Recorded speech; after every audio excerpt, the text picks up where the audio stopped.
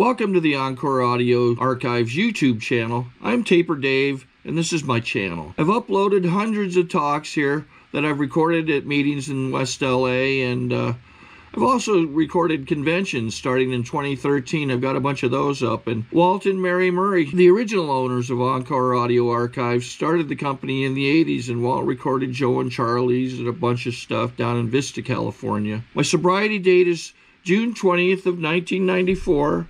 I hope you find something you like, so please like and subscribe to my channel and comment down below. If you want to hear something that I don't have or that you don't see, I'll see that I get it.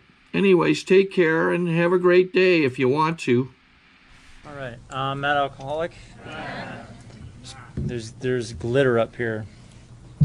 Somebody's gonna think I went to the strip club. Anyways, I might go, but it's good to be here, and I appreciate the South Bay Roundup and the Young People's Committee inviting me to be your speaker tonight.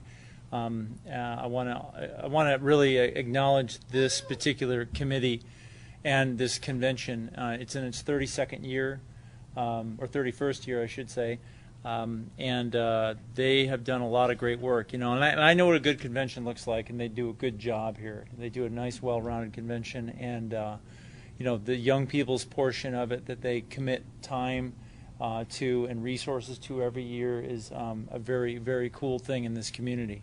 So I want to really recognize the South Bay, you know, Roundup for doing that. And I appreciate, you know, Megan's invitation for me to speak on the, you know, at the meeting tonight. And Ari, thanks for those kind words, and I'm glad you didn't die. There's more stories about Ari I could tell, but I won't.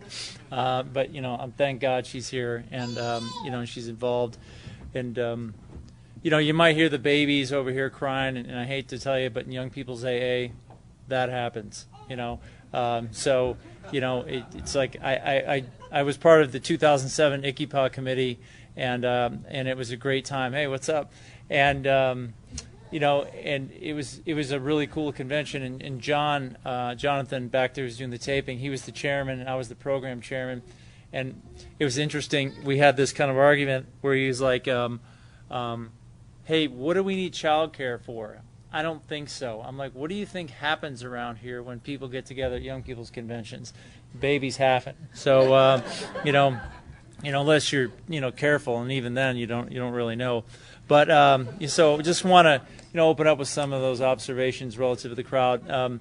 You know, before I get into my story, I want to you know, make some acknowledgments of people in the room, because this room is it's full of people that I know, and they're really special to me. Not because the only common denominator really is the fact that we share this path.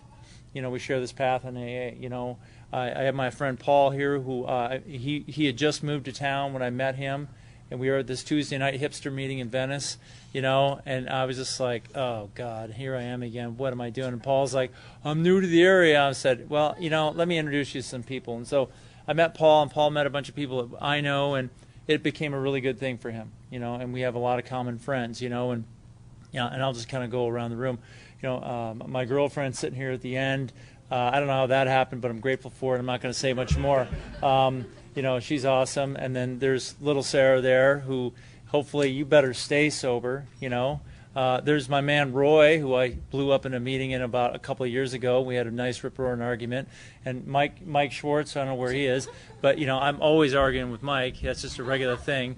You know, but, you know, there's just so many people in the room here. You got Casey at the end there. She's just crazy and fun, you know. And you got Reed, who... When I met Reed, he was just kind of like a larva, you know, in AA. You know, he had no form, and you know, he's like, whoa, I don't know, steps or what, you know. Let me hit my vape, you know, and some bullshit like that. So, you know, and I will use a little bit of profanity. It's not no offense to the committee or the area. It's just the way it goes. But you know, he got through the steps, and I'm going to talk about that. I think it's really important. And by the way, how long do I talk till? But I just want to keep an eye on the time. I don't know. No, I'm not talking an hour and a half. Okay, so I'll keep an eye on the time. Don't worry. It's 7:15 now. I will definitely be done by like 9. But you know, and then you got my friend Janet here. I want to make acknowledgments to Janet. Janet is just a special lady, and she's, and I'm sorry I got to do this to you, but I have to, because she's one of the oldest original members of women in AA in the LA area. 49 years sober. You definitely get to know Janet. And Ari warmly mentioned the 12 midnight meeting, and Janet came out to the 12 midnight meeting, and we got her a little microphone and a little sound system, the whole thing, so we could amplify her, because the meeting's original location was next to a bar and a weed dispensary. So it was a very eclectic group that would show up there around the meeting. But she came out, and then you got Dan at the end. I mean, he's when I met Dan, he was like a fully programmed new life robot, and now, you know, he's gotten himself through the steps another time. He's working on fresh inventory. You got Corey. What can you say about Corey? He's just Corey, you know. And Wisdom here, you know, he tells me about a good spot to go to up in Ojai, so I went there. And then you got Julius back there, who better show up for the damn literature commitment in the midnight meeting again. Thank you very much. As well as you, Schwartz, for the fellowship commitment. But, you know, and Sarah back there, you know, I've seen her coming and going. I hope you stay, please. Jeremy in the back, you know. It just, you know, Megan, we got lots of stories about Megan. We'll just let that slide, you know. You know, Todd, he was going to move to the IE, but he decided else, you know. But, you know, we got Jaws down here, finally got his braces off, a.k.a. Ryan. You know, so the thing is that the point I'm getting at is that I've gotten to know people. This is where I, you know, primarily live all the time. You know, I'm on the road a lot, doing a lot of things, and I'm kind of obsessed with my nose right now for some reason. But I'm going to just keep playing with it till it feels better. But, you know... Thanks a lot for the water too. It's very helpful. But you know, I want to say a few things too. It's like I've been sober 32 years.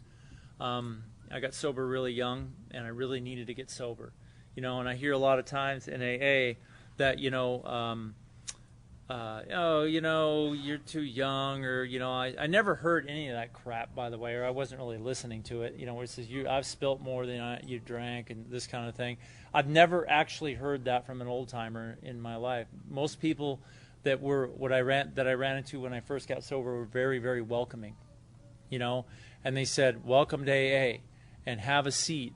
You know, and yeah, you don't get me wrong. I've certainly ran into some assholes along the way, and I will run into more. I guarantee that. But the fact of the matter is for the most part, AA as a whole has been extremely welcoming to me, and that's what our book outlines. That's what the Working with Others chapter outlines, is not to be unkind, is to use patience and tolerance and try and show them what we've found here, and so on. But you know, I want to say just a few things before I get rolling, and one is, like, I really, really encourage you to get through the steps.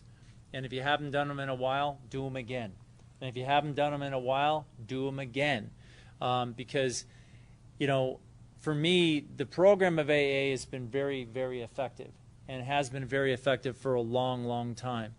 And I don't like to...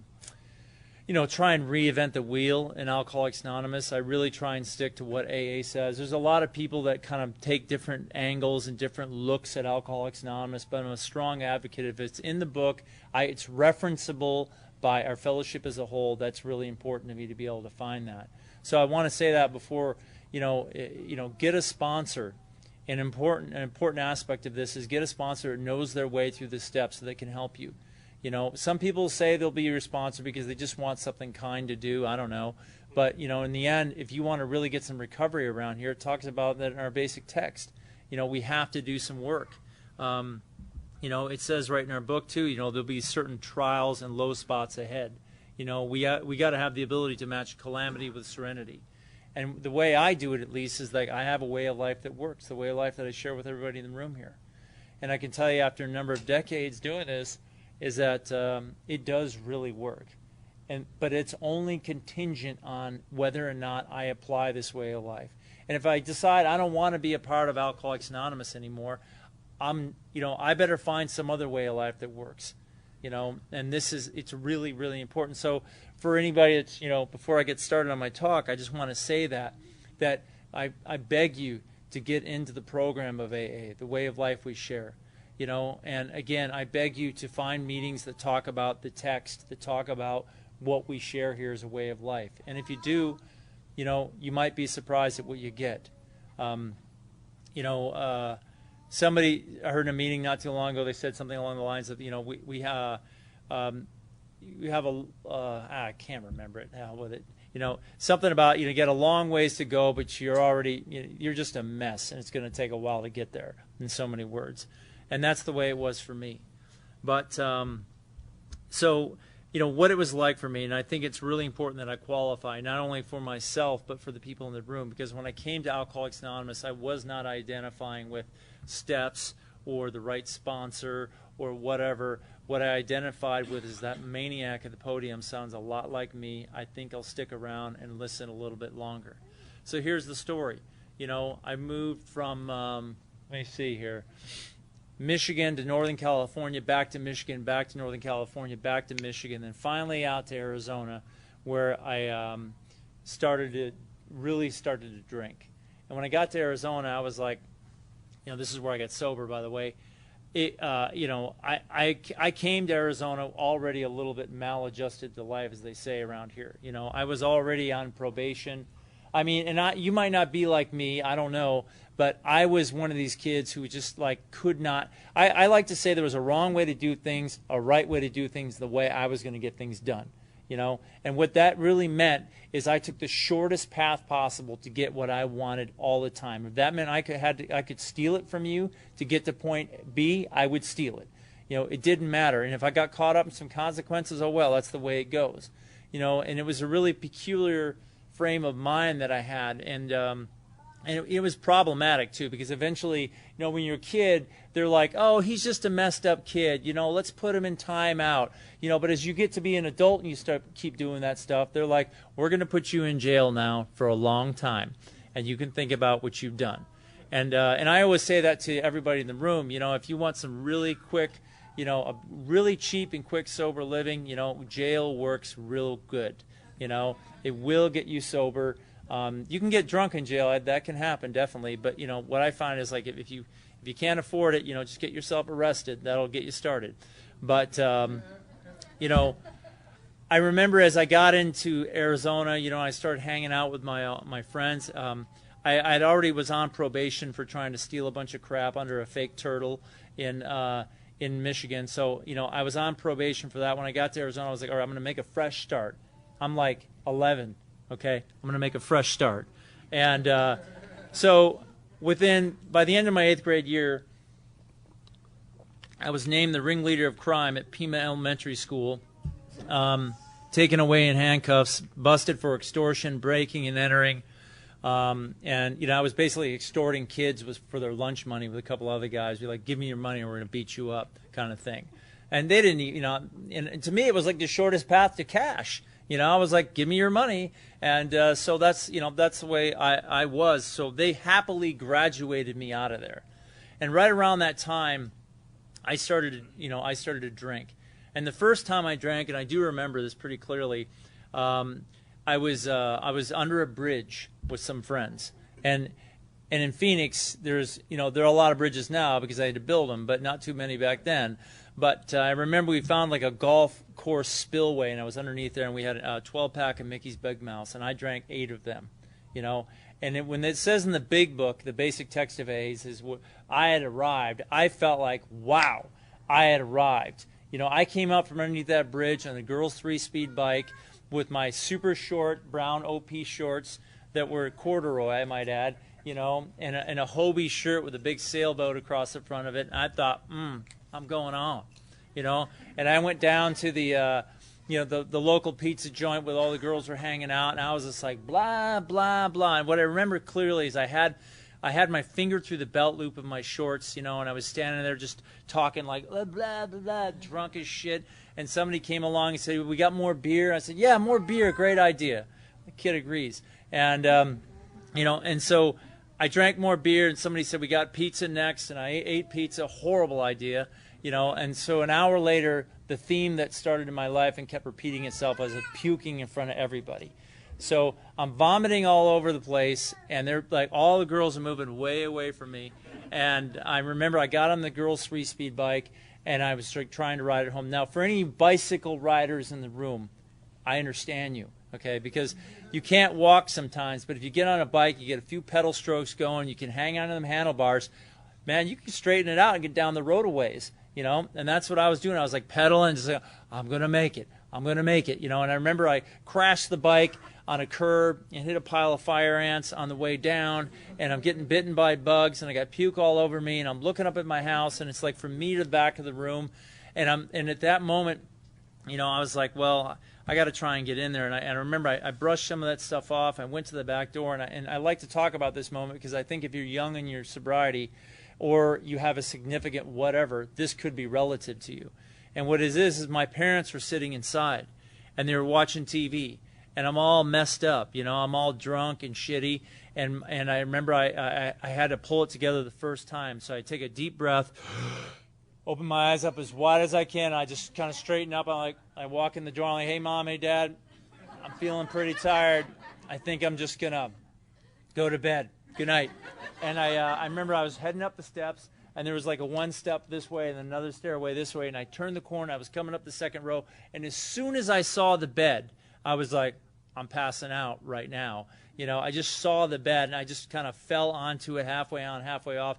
And like I said, I was this juvenile delinquent and always making shit up and lying to people and ripping things off. So I was really good at coming up with instantaneous stories that sounded somewhat believable. And my dad comes in the room. He's like, what happened to you? I could barely hear him. I'm like, I ate a bad donut, you know.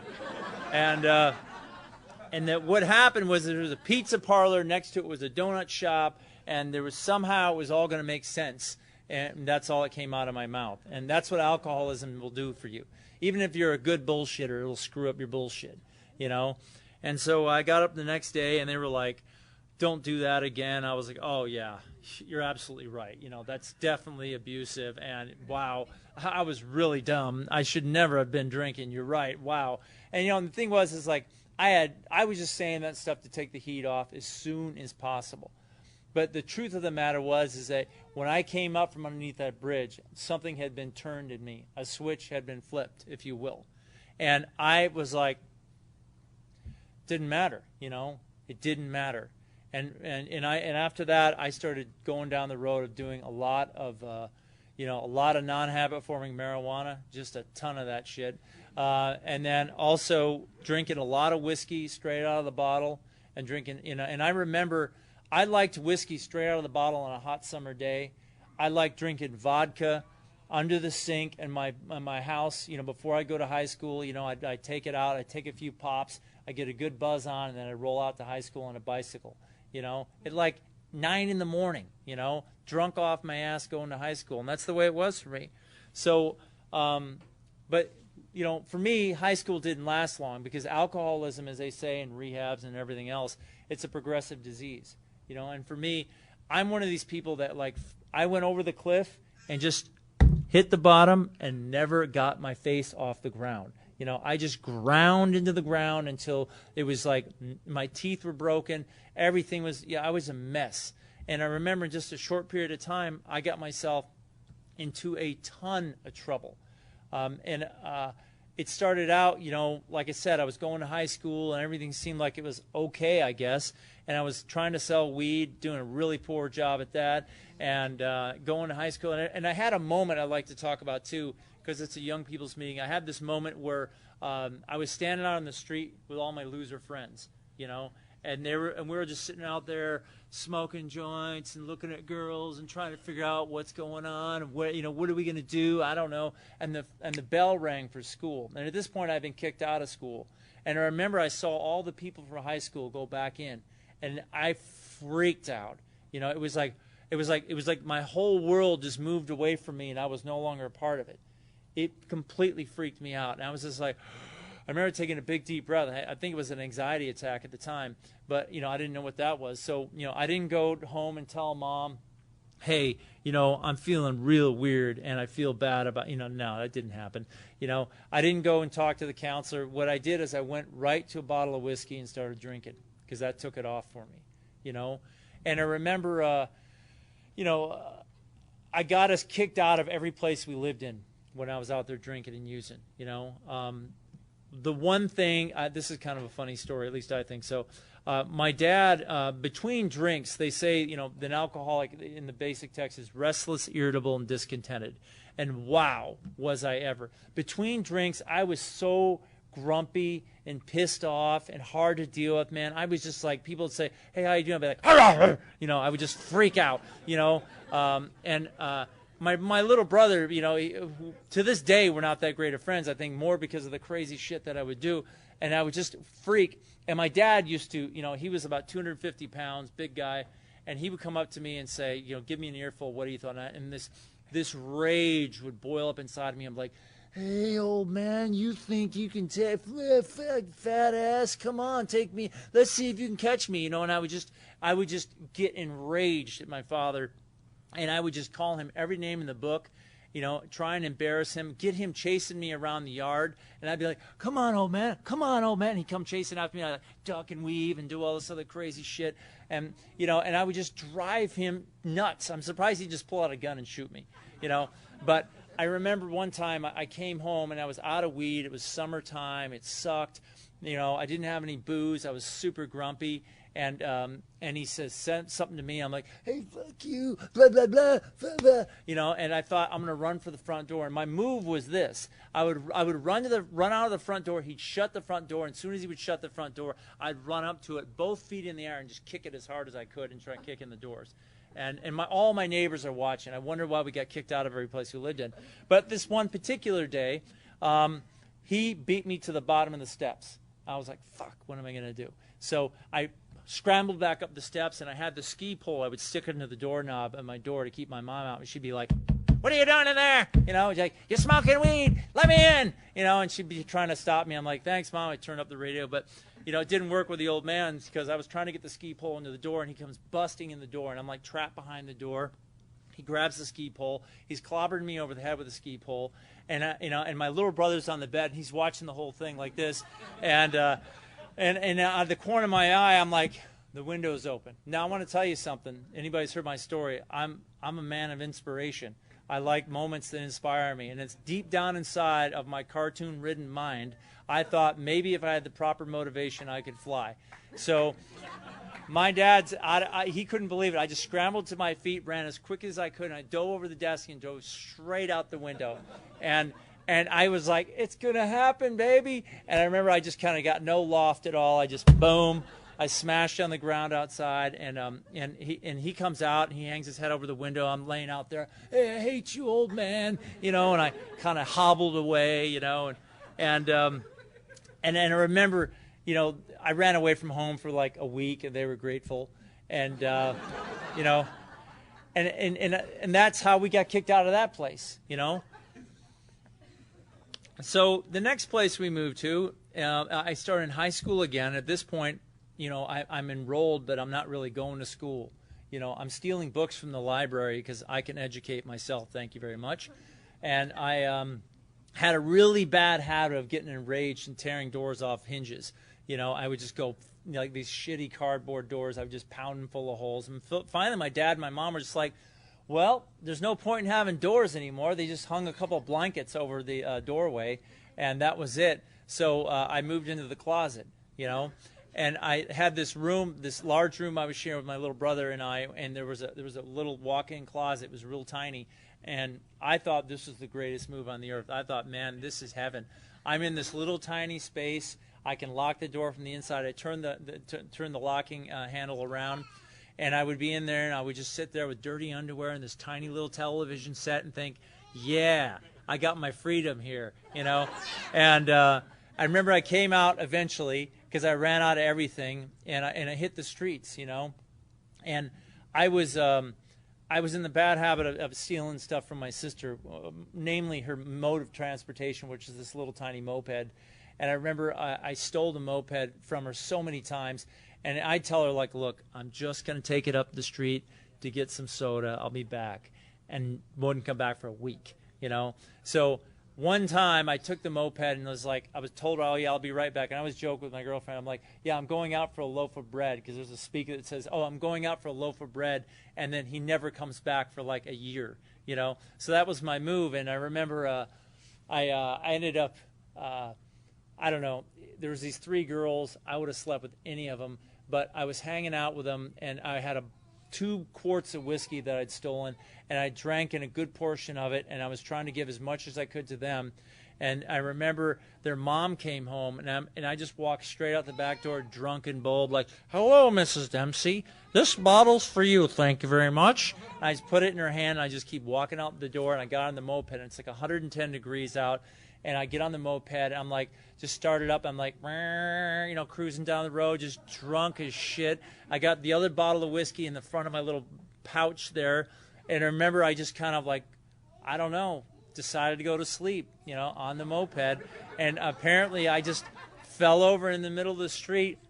And and I don't even remember a lot of this, but my loser friends drove by, and they were like, holy shit, that's Matt. And they pull over, and they see me there, and I'm just laid out. I'm all beat up and cut up and stuff, and the moped's over here, the foot pegs are over there, and the people are all standing around. They're like, is he dead? And then they come up to him like, no, he's not dead. And they know I'm drunk.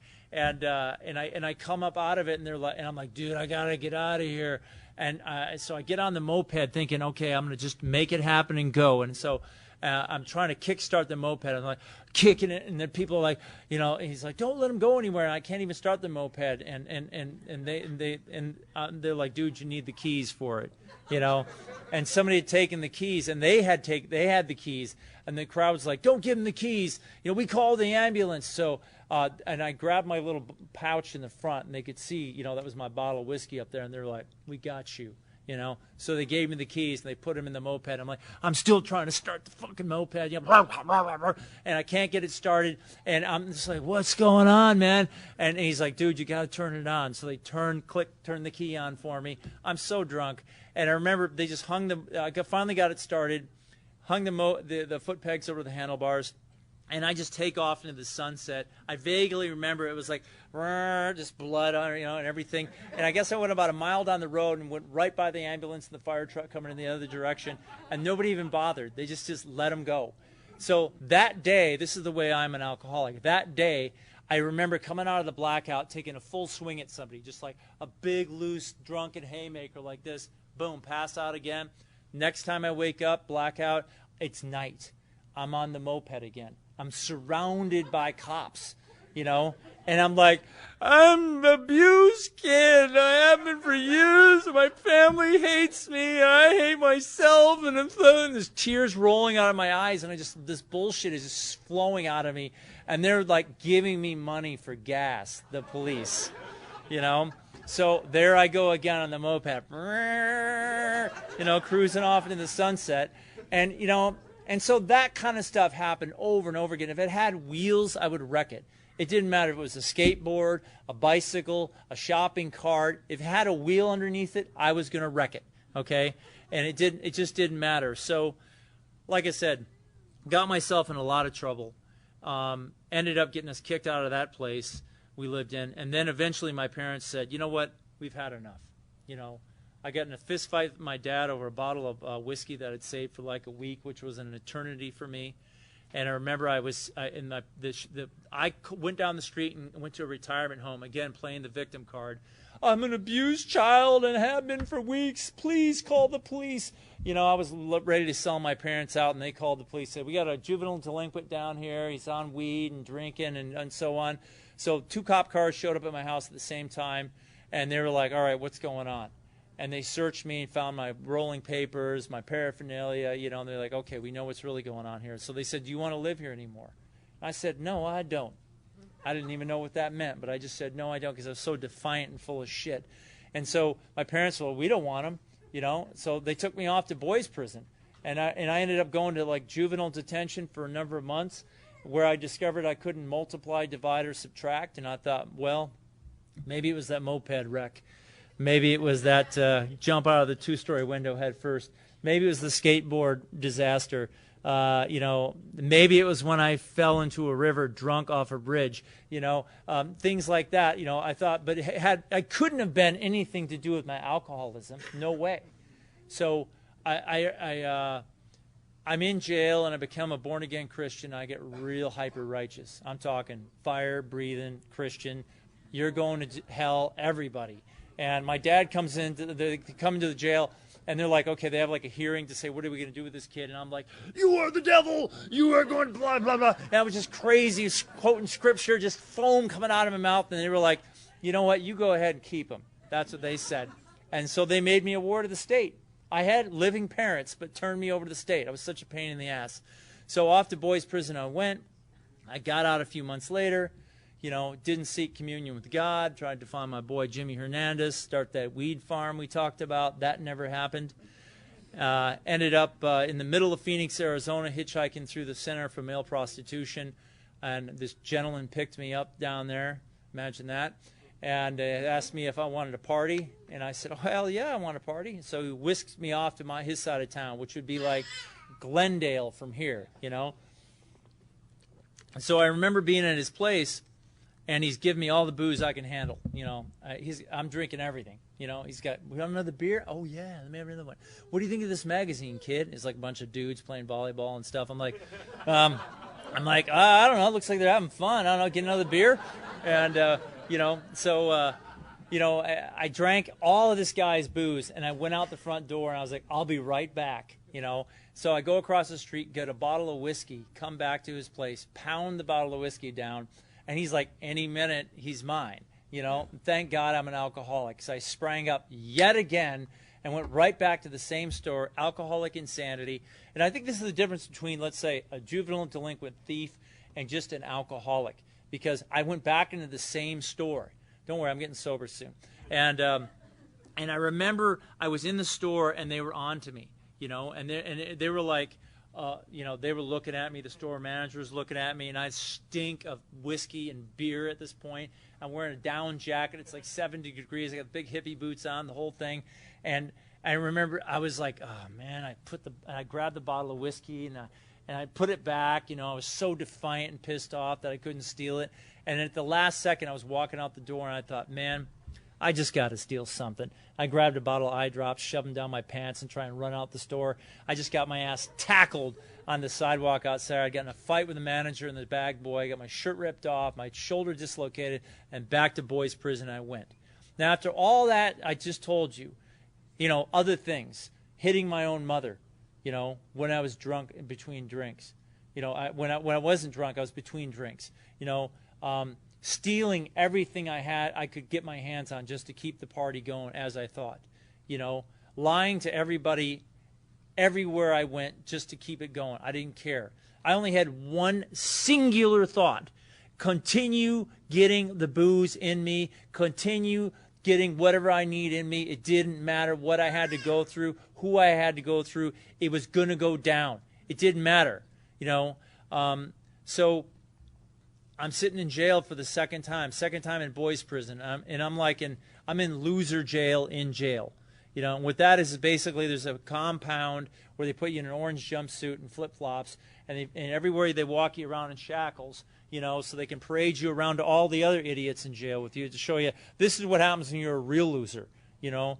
And I read a lot of National Geographics, and I sat in this little tiny cell with this guy, and I began to suspect, but seriously doubt, I might have a problem, maybe, you know.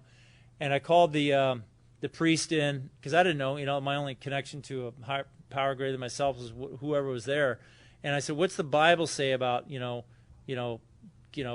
drugs and alcohol? And he was like, well, demon this, Satan that. And I was like, well, all right, thanks. And I got out, you know.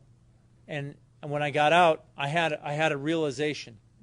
I knew that my freedom was precious to me. I knew that being institutionalized sucked. You know, I didn't want to have to be let out of a room to take a piss. I wanted to be able to go out in the living room, watch the television set.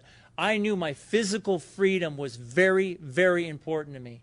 You know, but in the back of my mind, my alcoholism didn't care. You know, it was just like a churning storm, like a hurricane inside of my head. You know, you're a loser. You hit your mother. Every high school you've been kicked out of. You suck. You're nothing. You're ugly. You're this. You're that. I mean, my head was just spinning in circles. You know, and I was just like, I literally had what they called white knuckle sobriety. You know, because I knew I didn't want to have to go back to jail. I knew if I started drinking again and use it again, I would probably go back to jail, and then I was going to go to prison. And but I couldn't take it anymore. You know, I heard about a party that started at, you know, I don't know, 10 or 11. I got there at 7, you know, and they tapped the keg, and I started drinking. And I don't know, 11 o'clock, some guy showed up with a bunch of speed. I took that, and that got me going. And so then I'm like out there on the speed on a bicycle. It's 100+ degrees. I'm riding up to Circle K's and 7-Elevens, asking them for applications, and I want to talk to the store manager. I think I need a job. You know, I really want to get my life together. You know, I'm drunk and speeding out of my mind. You know, and I remember I got home. I'm like, oh, man, I got a lot done, man. I really feel pretty good about myself. Woo-hoo. You know, and I sat down. I was like, I think I'll puke like I always do. And I started vomiting. I couldn't stop vomiting. You know, and it wasn't like that was the first time I'd puked in that nature. I'd done it many, many times. But I remember it was like the sun had come up. My mom was standing over me. I was up against the bowl, the piss-soaked bowl my brother and I shared that was just so comforting on my face. And I remember I said to my mom, call St. Luke's, I'm going in. That's like some rehab that she was trying to pitch me on, I don't know, a bunch of times. And as soon as I could hold down a glass of water, I was like, well, maybe if I smoke a little non-habit forming marijuana, that'll take the edge off. And at this point, I'd been smoking so much weed that I couldn't even get high anymore. But I went out to this park and I smoked that joint, and I was like, man. It was like that moment. It wasn't like a moment of clarity. It was just a moment of like, I couldn't get drunk and I couldn't get sober. I couldn't. It was a moment of like nothingness for me. And I don't know what was so significant about that moment, but that was my moment. You know, and I remember, I remember this guy came up to me and asked me about a stolen paraphernalia, which I had in my pocket, which I helped him look for, which he never got back. And he went on his way. And I remember the next day I checked into treatment. You know, I was 6 feet tall, 135 pounds. I had camouflage pants on, horizontally striped shirt. I looked horrible, and I thought I looked good, you know. And I remember I got into, treatment, and I was like, all right, whatever, I'm going to do this. I don't know what it is. You know, and I made a deal with myself, and I don't advocate this to anybody in this room, because you might have decades of unsuccessful drinking and other stuff ahead of you. But I said, I'm going to give this, whatever this is, 100%, this AA thing. And if it doesn't work, I'm going to put a gun in my mouth and pull the trigger. And that was real easy to do in Arizona, because I didn't want to go back to, I knew my life sucked. I knew it wasn't getting any better, and I knew it wasn't going to get any better if I kept drinking, and I couldn't see any way out. I just couldn't. So I went in there, and I ate 3 squares a day, and I got told I was, I was sick. And I got told I didn't know what I was doing. I got told a lot of information that was helpful to me. But the most helpful thing they did for me is they got me at Alcoholics Anonymous, you know. And I remember, we would show up in the retard bus, and we'd show up there at the vet, and we'd be like, we'd all come out. We were just horny and crazy and trying to get into the meeting for all the wrong reasons, But the good news is that, we got into the meeting, And I remember I went to one particular meeting where my willingness to go to any lengths was deeply questioned by Biker Vicky. And some of you have heard this story. And Biker Vicky was this hard-hitting, Harley-riding, desert rat of a woman. And she gets up to the podium to share, and we're in the back row.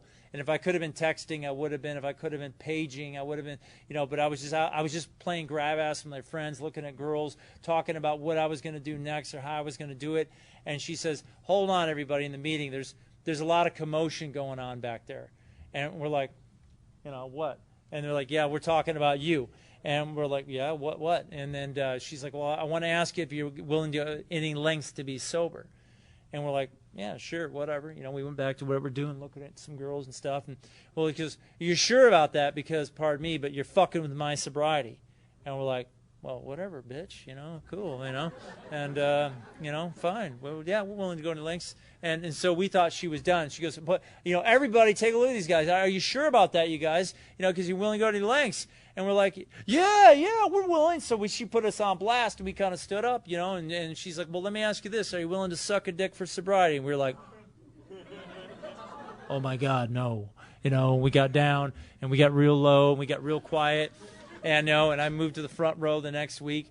Now, I've said that story a couple different times. One time in a late-night Hollywood meeting, and this kid stood up and said he'd do it right now for sobriety. And I recently spoke at this meeting called Try God, where the secretary is like, well, you know, I will. So it does happen, you know. However, it is not a requirement for sobriety. But the point is, Biker Vicky got my attention. She just went ahead and said, you know, pow, what are you doing back there, idiots? You know, you're going to end up compromising your own life. And so I moved to the front row, you know.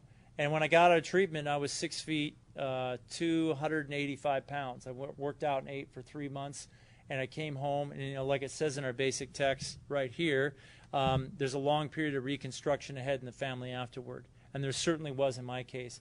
And I got in more fist fights with my dad in my first year of sobriety than I did the whole time I was drinking. You know, my dad would say something to me, and I'd say like, yeah, boom, and we'd go at it, you know. And eventually I realized, you know, one of these days one of us is going to get really hurt. And I was going to meetings, and somebody in a meeting brought this point in the book, says we don't want to squander away the hours that are worthwhile.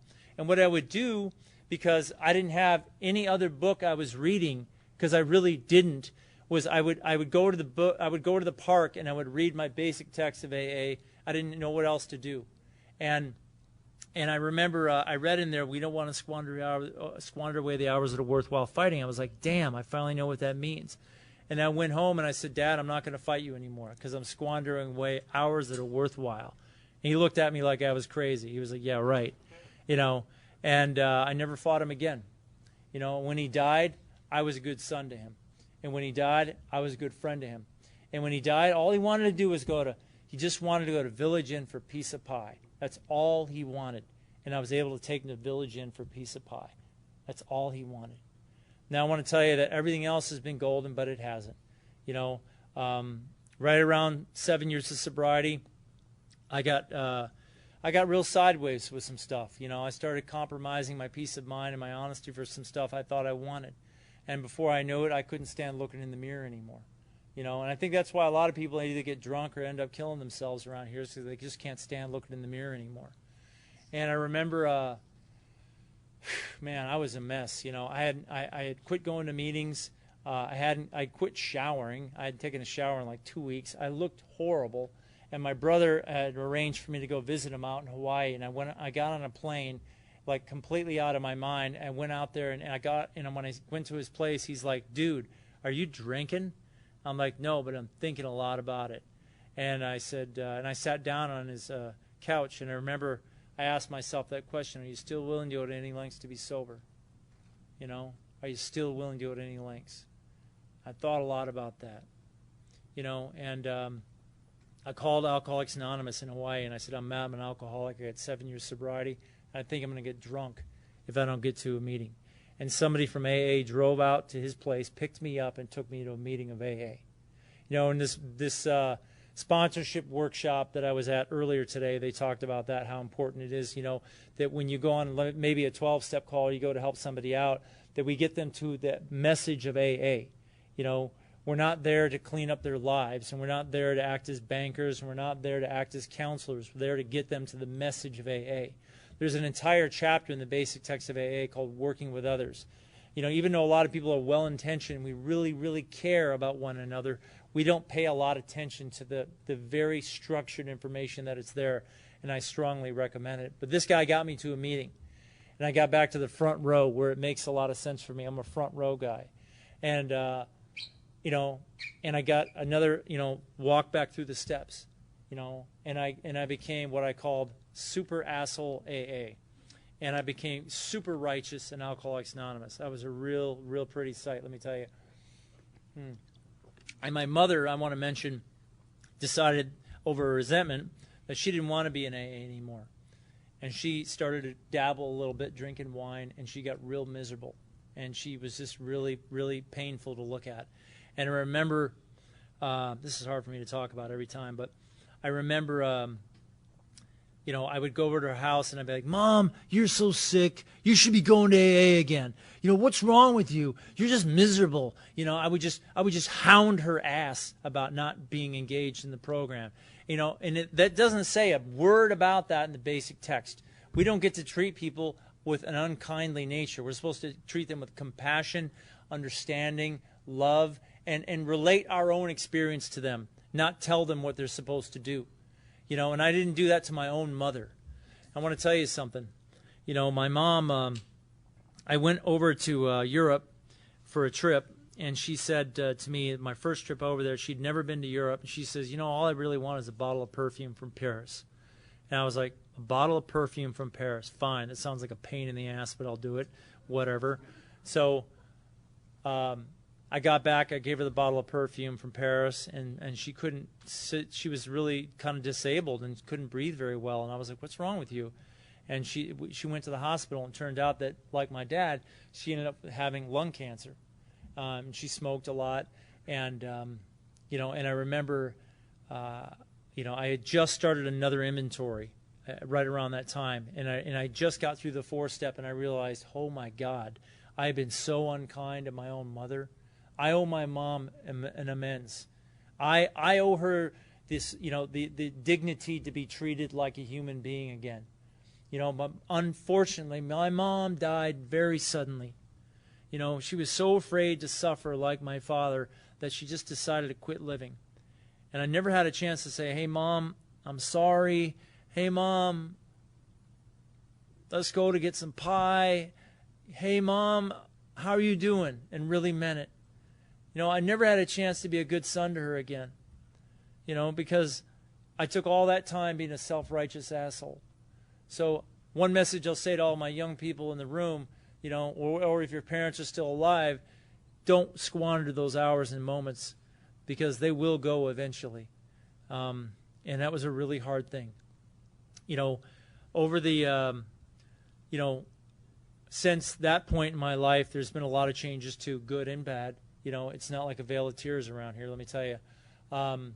Before I forget too, I got newcomer tips, so they kind of come to my mind. Newcomers, quit drinking coffee and Red Bull till like 11 o'clock at night. You're never going to get to sleep. You can jerk off 3 times in a night. It's still not going to help. Trust me, I've done it. Newcomer tip, I don't know, maybe work the steps, maybe not. And the reason I say that is because, a lot of people are here, they have a thought, man, I really want to become something. Man, I want to be the greatest sober companion on the planet. That's my goal. I want to be the best sober living operating tycoon that ever lived. That's my goal. Okay, fine. That's your goal. Great. All right. If you want to get to the point where you can actually do something with your life, try and get through the damn steps, because you'll be in a position to have more opportunity. Because what happens around here is, like, if we don't do the work in Alcoholics Anonymous, what tends to happen is great things will come to us. Great things academically will come to us. Great things materially will come to us. Great things emotionally will come to us. And they will slip right through our fumbling fingers unless we're prepared to handle them correctly. And in my experience, that's what the program of AA provides for us, is a way to be able to enhance and build and grow as human beings. So when great things happen, when trials and low spots come, and trials and low spots don't mean they're all bad. A trial might mean that you're on a path through an academic credential that you're trying to chase, and that is going to take a lot of time and hard work. That can be considered a trial. A low spot may be that you're trying to get through a really tough relationship, and you're trying to work through it. But you can't get through it unless we have the tools around here. So I kind of got off base there, but I'll get back on. over the years, you know, I've had these fantastic experiences, some of them good, some of them not so good. One in particular I want to talk about is I was out in Stockholm a few years ago. I was over there for the first ever Scandinavian Young People in AA convention. And I remember I met this guy in a meeting. He was just a mess. His name was John. And John was, you know, literally just a mess of an alcoholic, shaking, couldn't speak very well, didn't speak very good English. And I said, "Are you all right, man?" And he said, "I don't know. I don't know." I said, "Do you know anything about AA at all?" He's like, "No, what is it? I don't know. I just came here. I don't know what else to do." And we talked for a while. And what it says in our basic text is, you know, we loan him a copy of our book if we have it. So I took this very copy of this book, and I like to work some props sometimes, you know, and I loaned him a copy of my book, you know. And he says, "Aren't you worried I'll lose it or something when I'm drunk?" And I said, "Well, it's a risk I'm willing to take. Hopefully I'll see you back here tomorrow." Much like I told Ari, I'll see you back here next week. And the next day he was there, and he gave me my book back. He said, "Thank you." Now, I came back to Stockholm a few years later, went into the meeting. There's some guy in there. He's like Mr. Spray Tan, you know, looking like $1 million. And he's like, he comes up to me, he's like, it's you. I can't believe it's you." I'm like, "Who the fuck are you, man?" And he's like, he goes, "You're the first guy I talked to ever in AA." I'm like, "What are you talking about?" He goes, "Don't you remember? You gave me a copy of your book. I went home and read it for a while, and it was just enough. That's all I needed to get back to the meeting the next day. And I've been sober ever since. We're Facebook friends today, you know." Just saying. He's a good guy. Another kind of cool story I'll tell is I went to and I like to do these international stories because they're kind of fun. But my friend Mike in the room, Schwartz, I don't know where he is, but there he is. He gave me a 30-year chip a couple of years ago, and I went to a convention out in Japan. You know, while I was there, the convention was really cool, but I met this guy named Robert. And Robert was like brand new. I'm talking like stinking of booze, brand new. He was out there with his vapey pipe, which is totally illegal in Japan, I might add. And he's trying to hit the vape, and people are looking at him all weird and shit on the street. And he's like, "Oh, I don't know, man. My girlfriend's throwing plates at me. You know, I don't know. And what I'm going to do, I'm going to stay sober." I'm like, "Well, I'll tell you what, man." I said, I'm going to give you my 30-year chip that my friend Mike gave me. And I said, "Why don't you hang on to this? You know, let me know if you can stay sober." So we took him through the rest of the convention. We hung out with the guy all weekend long. And I just recently connected him on Facebook again, you know, with Mike in a group message where I said, "Hey, tell me the story. What happened to you?" And what happened is he said, I asked him the important question somebody asked me: "Are you willing to go to any lengths to be sober?" And he said, "Yeah, I think so, yeah." I'm like, "All right." So I gave him the name of a guy named Keith Hashimoto in Hawaii. I said, "You call this guy, and he is your new sponsor when you get there." His girlfriend had thrown him out of the place in Japan, so that's where he had to go next. So he got the sponsor when he got there. And to this day, he is still sober. Now, I didn't do anything special. All I did was show him a little bit of compassion, and I gave him a little bit of hope. And I think that's a very important aspect of what we need to continue to do around here, is show each other a little bit of compassion and a little bit of hope. You know, and within the scope of that, show people the message of AA. You know, there's a new pamphlet that came out not too long ago. It's called Many Paths to Spirituality. There's a lot of interesting information here about, you know, how to find a power greater than yourself that works. And that's what I really recommend you do that. I don't really like the word God. I'll use it on occasion. I like higher power, creator, whatever. I'm kind of a guerrilla Taoist, if you will. And don't worry, I'm getting to the end of my story, in case you're starting to get worried. You know, but I recently, you know, I was over in Madrid, Spain, and I had to go through there on my way to Rome for the European Convention of Young People in AA, where I was lucky enough to get my 32-year medallion when I was there.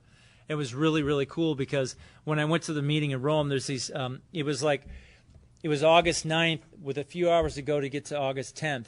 But I wanted to get my chip in Rome. So these two guys from Australia were there, and I checked the time, and it was actually August 10th in Australia. So I said, "Guys, I need an authorization for August 10th in Australia." They said, Yeah, go ahead. We'll give it to you. So, you know, they shot me my chip, you know, about 4 hours early, which was really nice. You know, I want to tell one more story, too, because I think it's kind of fun. You know, this particular book, it has a lot of symbolic meaning to me because I've lost it in Denmark. Somebody mailed it back to me. When I was in Stockholm, that same weekend I met that guy, John, there was a guy named Ilya there. And Ilya was from the Ukraine.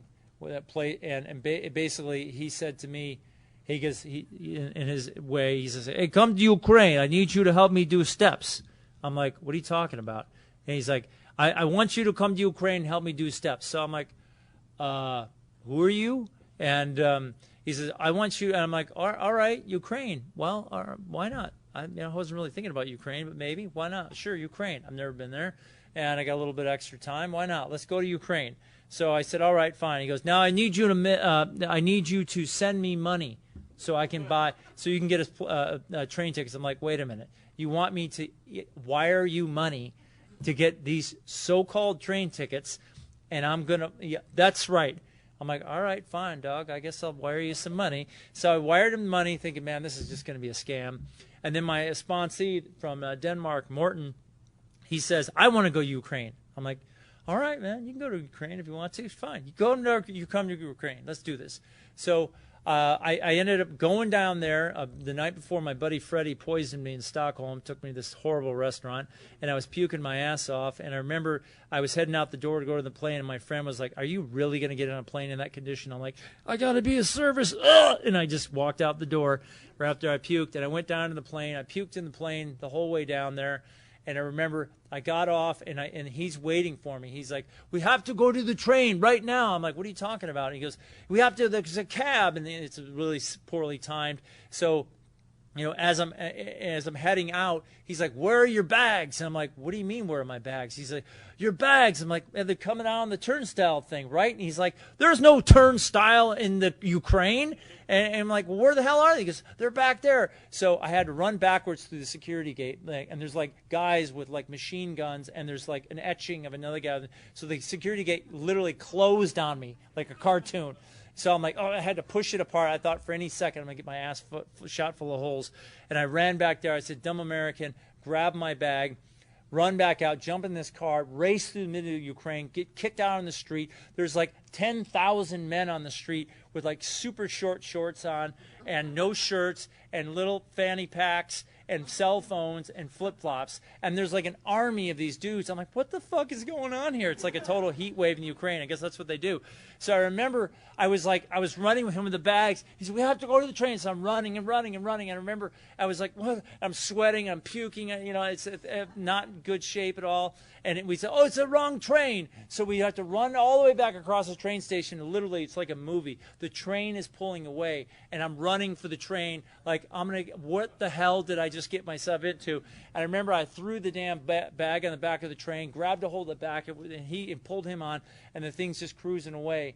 And I go into this little tiny train car, me and these other couple of people, and we take this like multi-hour trip down to the middle of the Ukraine, where they just wanted to learn about steps, you know. And this crazy priest picked me up, and he saw that I was super sick, and I remember he said, go ahead, I'll help you get well. I didn't know what he meant. And so what they would do in Ukraine when they had to pass somebody, this is interesting. So what they do is they're driving like this, and they want to pass you, so they just pull off into oncoming traffic. I'm talking traffic's right here, and oncoming traffic just goes right to the emergency lane.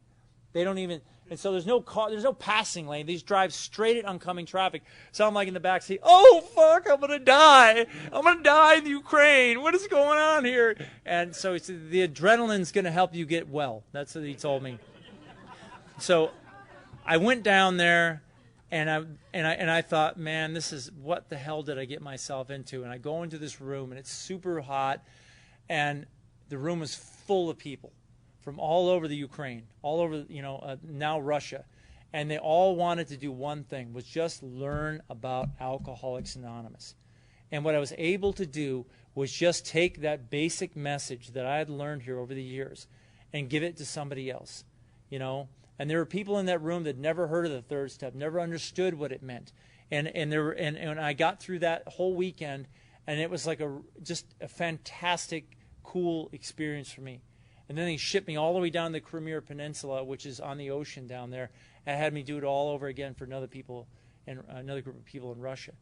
And that's Russia now. It was Ukraine then. But the point is that if you just say yes around here, you might be very, very surprised what you run into and the kind of service experiences you will have. As I alluded to earlier, that if you're prepared for these opportunities of service that come your way, you will be able to embrace them and enjoy them.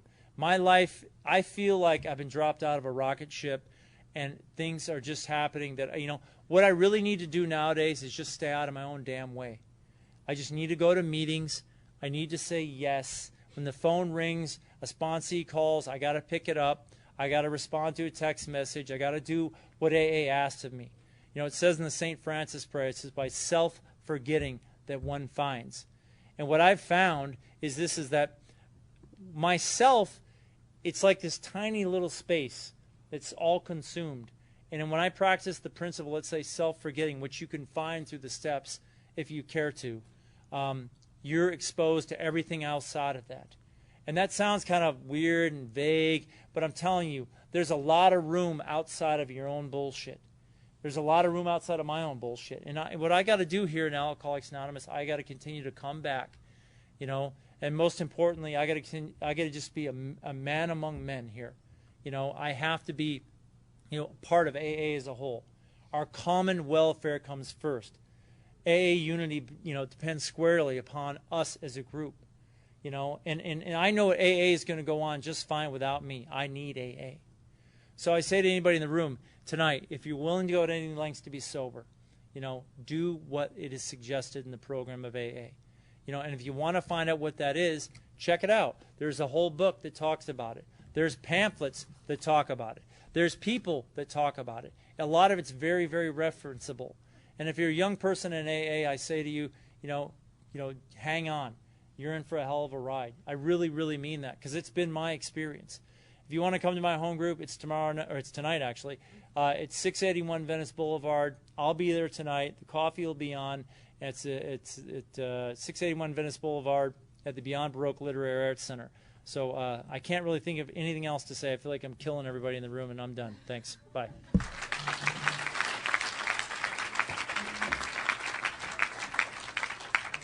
Sorry to interrupt your viewing. Taper Dave here. Just wanted to take a second to ask you to like and subscribe to my channel. Let me know if you like what you're listening. I've got some very good talks here, and this one's a great one. Just curious, do you think this is better than Zoom? Tell me what you think.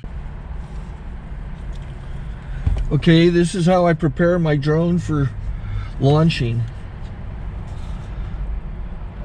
I like to do it inside the cab of my truck so I'm not standing outside in the weather. To install the joysticks for control, up and down, right and left, powered on.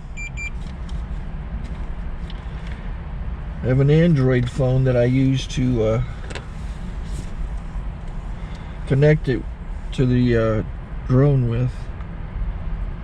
And it's actually controlled through the iPhone, through an app. Oops, wrong way. It's actually controlled through the iPhone, or through this Android phone, through the app. It's actually controlled through the Android phone, through an app, and you connect it through this short connection right here.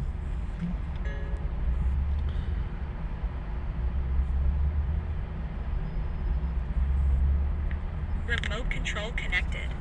Remote control's connected. So I pull out the drone. I have to extend the legs. Long legs extended first, then the short legs. Remove the gimbal protector. Set that aside, then power it on one short burst, then one long burst. I lay it down. So I have to go to calibrate. So the drone's not connected yet. Shows you here as this drone gets disconnected, even though the remote's powered on. So the drone has to establish it's connected. So I go into the app to calibration mode. First I'll calibrate the remote controller. Start calibration. Out, in, oop, out, in, up, down, and then this little wheel is to control the gimbal. So it's calibrated. Go to gimbal calibration, start calibration, and then it calibrates the gimbal. I don't know if that shows up. The gimbal's moving all over the place. Changes, you can see it on the video. And I'm calibrated to take off. It's acquired 7 satellites at the moment. There are 26 satellites up in the sky, which it has to acquire before you can take off. So it's connected. It's got enough satellites. This is white. I can go to press this little arrow button, swipe right to take off, and it would start the motors if I slid this to the right. But I'll wait till I get outside. Don't want to do it inside.